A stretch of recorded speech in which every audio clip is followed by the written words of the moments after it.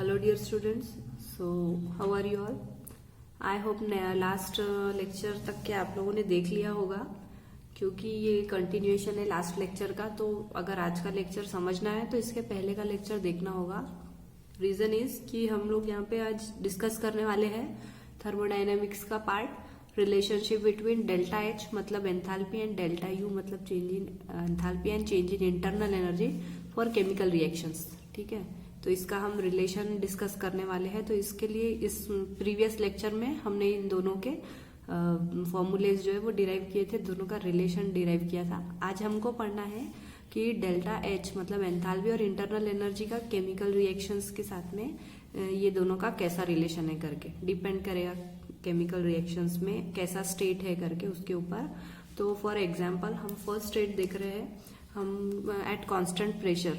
ठीक है, delta H and delta U are related as, क्योंकि डेल्टा एच मतलब कि वो कांस्टेंट प्रेशर पे ही होगा। Heat change at constant pressure को हम डेल्टा एच बोलते हैं, इसीलिए at constant pressure delta H equal to delta U plus P delta V. ठीक है, ये रिलेशन हमने डिराइव किया था लास्ट इसमें। ओके, तो ये याद रखना चाहिए इसके लिए, या फिर जब आप वो डिराइव करेंगे उसके बाद में आपको अगर क्वेश्चन पूछा डायरेक्ट इस रिलेशन को डिस्क्राइब करो तो इसके बारे में लिखेंगे, नहीं तो फिर ये दो कंडीशंस जो अभी डिस्कस करने वाले हैं वो भी उसके साथ में एक्सप्लेन करना। तो आपको वो जज करना पड़ेगा कि कितने मार्क्स के हिसाब से क्वेश्चन है। 4 मार्क्स का क्वेश्चन है तो ये दोनों पॉइंट भी उसमें कवर करना होगा। ठीक है, वो लेक्चर बहुत इलॉन्गेट हो गया था इसलिए उसमें इसको कंटिन्यू नहीं किया है, अब भी कंटिन्यू किया है। तो इसको आप लोग उसके साथ में लिखना है। ठीक है, तो फॉर रिएक्शंस इन्वॉल्विंग सॉलिड और लिक्विड, अगर कोई रिएक्शन है जिसमें हम सॉलिड्स और लिक्विड्स कंसिडर कर रहे हैं तो उसमें delta V is very small, मतलब चेंज इन वॉल्यूम बहुत कम हो जाएगा। है ना, कि अगर कोई रिएक्शन हो रही है, सॉलिड ही हमने अगर लिया है तो सॉलिड कैसे रहते हैं, कॉम्पैक्टली पैक्ड रहते हैं, हार्ड रहते हैं। तो उस पर अगर रिएक्शन होगी तो उसका वॉल्यूम चेंज बहुत कम होगा या नेग्लिजिबल होगा। वैसा ही सेम केस लिक्विड्स में भी होगा कि लिक्विड अगर एक कोई क्लोज कंटेनर में रिएक्शन हो रही है या फिर एक पर्टिकुलर अमाउंट का हमने लिक्विड लिया तो उसमें भी अगर रिएक्शन हुई तो उसका वॉल्यूम चेंज जो है वो बहुत कम होता है। ठीक है, तो देयरफॉर हम क्या कंसिडर करते हैं कि delta V is very small as solids and liquids do not show volume change with the change in pressure. ठीक है, अगर प्रेशर चेंज हुआ तो वॉल्यूम चेंज होगा करके ऐसा नहीं होता। किनके केस में, for the cases of solids and liquid. तो अगर कोई रिएक्शन दी हुई रही तो आपको सॉलिड और लिक्विड अगर दिया रहा तो हम वो उसको वॉल्यूम चेंज कंसिडर नहीं करेंगे। ठीक है, क्योंकि वो नेग्लिजिबल होता है इसके लिए। ओके, तो फिर इस रिएक्शन में क्या हो जाएगा, इसके लिए delta V is very small मतलब इट इज कांस्टेंट, तो हम उसको क्या कंसिडर करेंगे, delta V equal to 0 consider करेंगे। तो अगर इस इक्वेशन में हमने डेल्टा वी की वैल्यू 0 डाली तो क्या हो जाएगा, delta H equal to delta U plus 0 मतलब delta H equal to delta U. Okay, तो किस केस में इंटरनल एनर्जी और एंथैल्पी इक्वल है, for the reactions involving solid और लिक्विड। ठीक है, क्यों, reason because their volume change is very small और it is constant. So therefore हम बोलते हैं कि उस केस में enthalpy change and internal energy change are equal. Okay, तो एमसीक्यू में भी इस टाइप का क्वेश्चन पूछ सकते हैं, तो कंडीशन को ध्यान में रखना है। लेकिन गैसेस के फॉर्म में क्या होता है, जब प्रेशर चेंज होता है तो delta we can not be neglected, volume change होता है। ये हमने पिस्टन वाला एग्जांपल भी देखा ही है कि अगर प्रेशर इंक्रीज हुआ तो वॉल्यूम भी चेंज होता है करके। तो therefore for gases, second case क्या है, for gases delta H equal to delta U plus P delta V. तो डेल्टा वी मतलब फाइनल माइनस इनिशियल, इसको ब्रैकेट को ओपन किया है, PV2 माइनस PV1 मल्टीप्लाई करके, और delta H equal to interchange कर दिया है। ठीक है, माइनस साइन इधर बाहर आएगी, इसके लिए इसको इंटरचेंज किया है पूरा। So delta H equal to delta U plus PV2 minus PV1। Okay, यहाँ तक के तो सब सही है, सिर्फ ये ब्रैकेट ओपन किया है PV2 माइनस PV1। इसके बाद में हमको क्या पता था, V1 क्या है, वॉल्यूम ऑफ रिएक्टेंट, और V2 क्या रहेगा, वॉल्यूम ऑफ प्रोडक्ट, वही मतलब फाइनल माइनस इनिशियल। फिर हमको पता है PV इक्वल टू nRT, है ना, फॉर आइडियल गैस। हम हमेशा कौन सी गैस कंसिडर करते हैं, आइडियल गैस कंसिडर करते हैं। तो PV इक्वल टू nRT, तो हमको वहां पे क्या कंसिडर करना होगा, n नंबर ऑफ मोल्स भी कंसिडर करने होंगे। तो N1 moles of gases reactant produce N2 moles of gases product, है ना। अगर N1 रिएक्टेंट है तो वो कितना मोल ऑफ प्रोडक्ट फॉर्म करेगा, N2। ठीक है, N1 और N2 सेम भी हो सकते हैं, N1 और N2 डिफरेंट भी हो सकते हैं। उसकी हम कंडीशन अभी देखने वाले हैं आगे में। तो इक्वेशन कैसा हो जाएगा, PV1 जो आइडियल गैस इक्वेशन है हमारा, उसको कैसा लिखना पड़ेगा, फॉर N1 मोल्स के लिए PV1 प्रेशर क्योंकि कांस्टेंट है तो PV1 इक्वल टू N1RT और PV2 इक्वल टू N2RT। ठीक है, तो वॉल्यूम चेंज हो रहा है और नंबर ऑफ मोल्स चेंज हो रहे हैं, बाकी सब कांस्टेंट है। ओके, सो देयरफॉर जब हम इस इक्वेशन में पुट करेंगे तो क्या हो जाएगा, delta H equal to delta U plus PV1 की वैल्यू क्या आ गई है, अब यहाँ पे मैं लिख दूं क्या फिर से, delta H equal to delta U plus PV2 minus PV1। तो इसकी वैल्यू हमने पुट करी है, देखो PV1 की वैल्यू क्या आ गई N1RT और PV2 की वैल्यू क्या आ गई N2RT। ओके, सो अब कॉमन आउट निकाल लेंगे, N2 माइनस N1 हो जाएगा, RT कॉमन, और N2 minus N1 is nothing but your N2 minus N1 को हम क्या लिख सकते हैं, डेल्टा N मतलब change in number of moles लिख सकते हैं। सो डेल्टा N जी इसलिए लिखा है क्योंकि this is particular for gaseous reactant, so therefore delta H equal to delta U plus delta NgRT। Okay, where delta Ng is the difference between number of moles of product and those of reactant. तो यहाँ पर इस relation पे 2 mark का question पूछते हैं, important है this thing is. तो बहुत सिंपल है, देखो एक बार रिवाइज कर लेंगे। पहले तो आपको ये फॉर्मूला बहुत अच्छे से याद कर लेना है, इसको, ये फॉर्मूला इंपॉर्टेंट है, delta H equal to delta U plus P delta V। इसके बाद में 2 कंडीशंस बताने, सॉलिड की और लिक्विड की, और दूसरी गैसेस की। सॉलिड लिक्विड में वॉल्यूम चेंज 0 हो जाता है, कांस्टेंट रहता है, इसलिए delta H equal to delta U। और गैसेस के केस में क्या होगा, वॉल्यूम चेंज होता है, इसलिए V2 minus V1 bracket open. अब इसको देख के हमको आइडियल गैस इक्वेशन को कंपेयर करना है, नंबर ऑफ मोल्स हमको लाना है, इसीलिए तो N1RT और N2RT हो जाएगा। वैल्यूज पुट करेंगे, कॉमन आउट निकालेंगे, तो delta H equal to delta U plus delta NgRT। ठीक है, so this is also important. ये इम्पोर्टेंट इसलिए है क्योंकि इस पे बेस्ड न्यूमेरिकल्स है। ठीक है, तो आइदर आपको 2 में से एक तो जरूर पूछते ही है इसमें से, एक तो न्यूमेरिकल या तो फिर ये डेरिवेशन, तो दोनों प्रिपेयर करके रखना है। ओके, आपके फॉर्मूले के लिस्ट में इन फॉर्मूलोस को भी ऐड कर दो। एट द एंड हम इसका पूरा शॉर्ट समरी भी दूंगी मैं, तो वो भी डिस्कस करेंगे। पहले अभी 1 बाय 1 स्टेप बाय स्टेप एक बार अपना पोर्शन कवर हो जाए, उसके बाद में रिवीजन लेक्चर्स भी बनेंगे। ठीक है, बेस्ड न्यूमेरिकल देख लेंगे। देखो टेक्सचुअल क्वेश्चन ही है, इस टाइप का ही क्वेश्चन पूछेंगे आप लोगों को भी। ठीक है, ज्यादा हार्ड की तरफ नहीं जाएंगे, तो क्वेश्चन को समझ लेना है कि क्या गिवन है करके। So delta H for the reaction, मतलब enthalpy change for reaction given है, carbon react with hydrogen to give C2H6। ठीक है, और इथेन बना रहा है, जिसमें डेल्टा H की वैल्यू कितनी है, -84.4 kilo joule at 25 degree Celsius. And calculate delta U, मतलब इंटरनल एनर्जी निकालना है for the reaction at 25 degree Celsius. ठीक है, और R की वैल्यू गिवन है। तो यहाँ पर हमको यहाँ से क्या क्या है, देखो रिएक्शन गिवन है, इसका मतलब नंबर ऑफ मोल्स का हम निकाल सकते हैं। डेल्टा N की वैल्यू यहाँ से हम निकाल लेंगे। ओके, डेल्टा N की वैल्यू, डेल्टा H गिवन है और डेल्टा U पूछा है। ओके, तो फॉर्मूला और R की वैल्यू गिवन है, तो इससे हमको जज करते आना चाहिए हमको कौन सा फॉर्मूला यूज करना है। हमको यूज करना है delta H equal to delta U plus delta N of gases. ठीक है, ये गैसेस बहुत इंपॉर्टेंट वर्ड है इसमें, क्योंकि रिएक्शन में अभी देखेंगे RT। ओके, तो हमारे पास में डेल्टा H है given, delta U find out करना है, डेल्टा N नहीं है गिवन, R गिवन है और टेम्परेचर गिवन है। राइट, तो डेल्टा N कैसे निकालेंगे, डेल्टा N मतलब N2 माइनस N1 या फिर प्रोडक्ट माइनस रिएक्टेंट। प्रोडक्ट में क्या है, इथेन गिवन है। ठीक है, तो उसका कितना लेना है, कुछ भी नहीं है, इसका सफिक्स तो क्या लेंगे, मतलब नंबर ऑफ मोल्स कितने हैं, कुछ भी नहीं है, इसका मतलब 1 है, तो moles of product of gases क्या बोलेंगे 1। और बाद में देखो यहाँ पे गैसेस इसीलिए इंपॉर्टेंट है क्योंकि हाइड्रोजन गैस के फॉर्म में है और कार्बन सॉलिड के फॉर्म में है, तो सॉलिड का वॉल्यूम चेंज नहीं होता है, हम कंसिडर करते हैं। इसके वजह से हम क्या लेने वाले हैं, गैसेस का ही नंबर ऑफ मोल्स लेंगे, तो moles of reactant of gases क्या हो जाएंगे 3। तो ये बात बहुत अच्छे से ध्यान में रखना है, प्रेजेंस ऑफ माइंड रखना है आपको इस चीज के लिए। ऐसे और भी दूसरे टाइप के न्यूमेरिकल पूछ सकते हैं इसी के लिए। ठीक है, तो 1 minus 3 is -2 mole. Okay, delta N की वैल्यू कितनी होगी, -2 मोल। बाकी सब वैल्यूज जो गिवन है, -84.4 किलो जूल गिवन है। ठीक है, तो 8.314 को जूल में है, तो या तो इसको किलो जूल में कन्वर्ट कर लो। ओके, तो इंटू 10⁻³ कर दिया इसको, 8.314 इंटू 10⁻³ किलो जूल पर मोल। ये साइन नहीं होना चाहिए, ये इसका था 8.314 इंटू 10⁻³ किलो जूल पर केल्विन पर मोल आर की वैल्यू। ठीक है, ये आर की वैल्यू भी गिवन रहती है ऑल टाइम, लेकिन एमसीक्यू क्वेश्चन में पूछते हैं, तो याद रखा तो बहुत अच्छा रहेगा।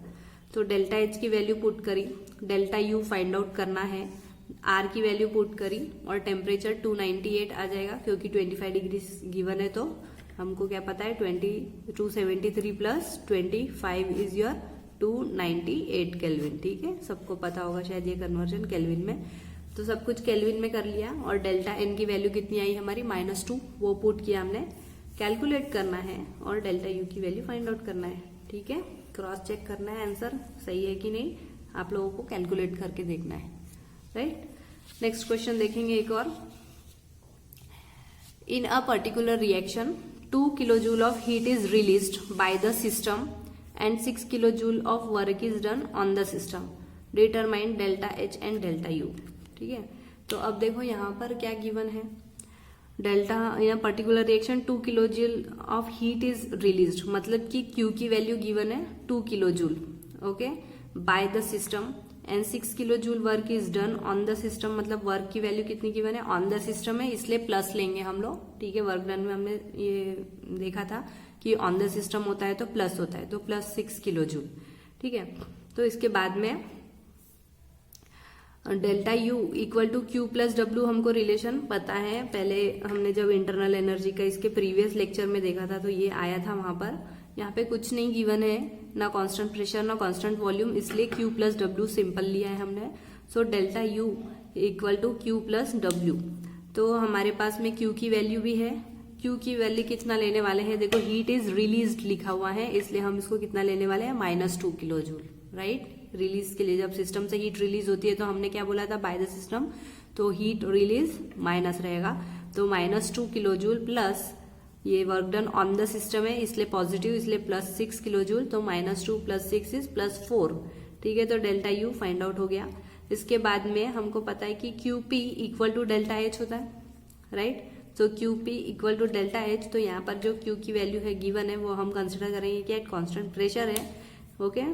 तो इसलिए दोनों इक्वल, QP की कितनी वैल्यू थी -2 किलोजूल, तो delta H is also -2 kilojoule. ठीक है, एंथैल्पी चेंज। तो इस टाइप का शॉर्ट क्वेश्चन भी 2 मार्क के लिए पूछ सकते हैं, या फिर MCQ क्वेश्चन में तो पूछते ही है इस टाइप के शॉर्ट क्वेश्चंस, तो आपको उसके अकॉर्डिंग प्रिपेयर करना है। ठीक है, इसके बाद में एक और क्वेश्चन देख लेंगे।